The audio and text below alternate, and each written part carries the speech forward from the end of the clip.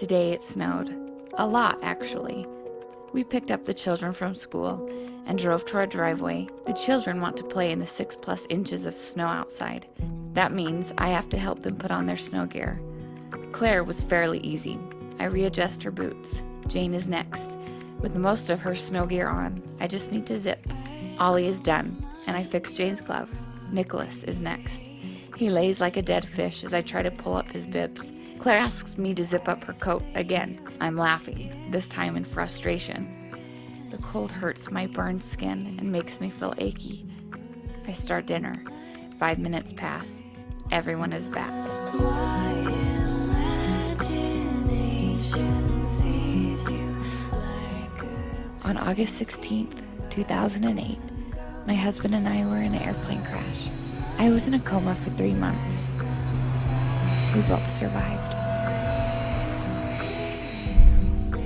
I am Stephanie Nielsen, and I am not my body. I loved you from the start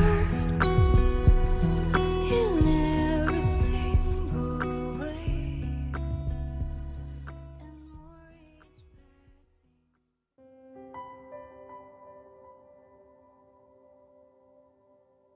I remember when the airplane crashed, I remember rolling under a tree and looking up at the leaves and thinking, just having sort of a feeling that things would be okay, that it would be okay, and I didn't know the extent of my injuries.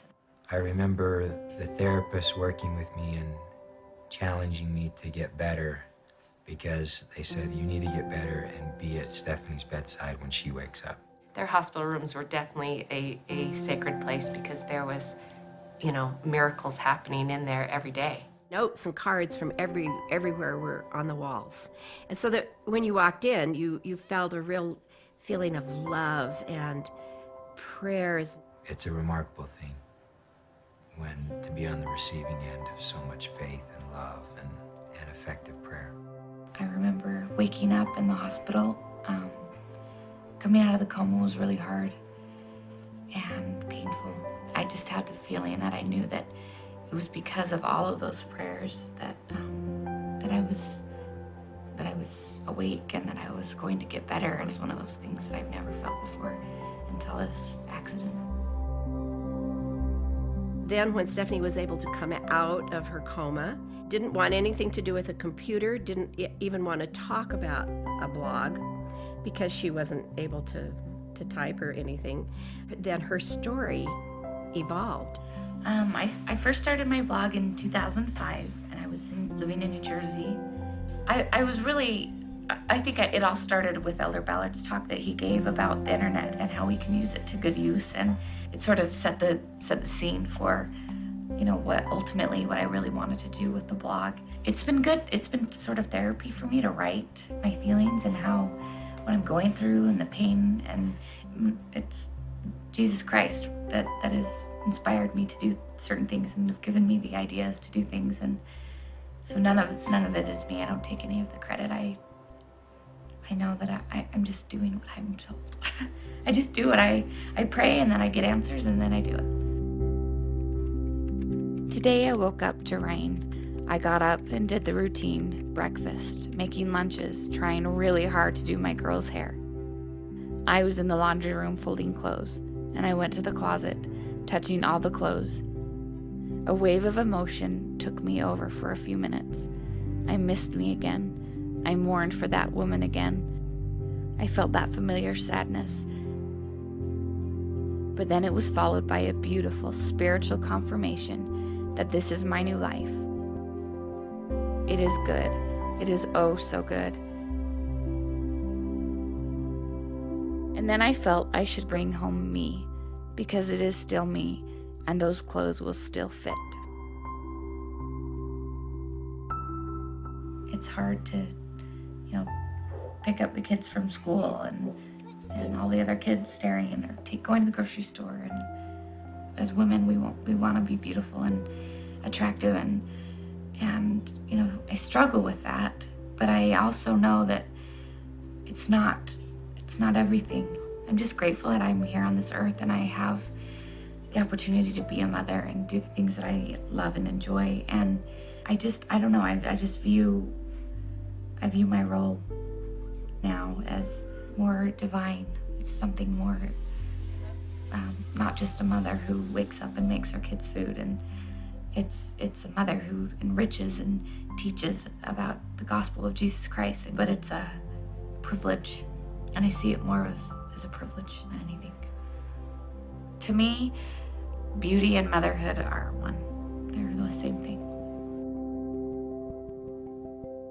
There is a plan for us, and it's a plan that will ultimately give us the greatest joy and happiness that we will ever experience. And it is only possible through Jesus Christ. And I am grateful for this trial, and it's a blessing, even though it's hard and it's challenging, and it will be for a while. It's our spiritual nature, though, to turn to our God who gave us life and has given us this mortal experience, to turn to Him for either to thank Him for the happy times or to pray for His help in the hard times. I mean, my relationship with Heavenly Father before was really good, and it still is really good, but spiritually now I have a better sense of who I am, what my divine purpose is, what I'm doing here on earth, why I'm still here. Life has a different meaning to me than it did before. It's all about your heart. There are moments in my life when I feel like my spirit is tapping my heart to remind me just why I still mortally exist. Today I had more of those tapping moments.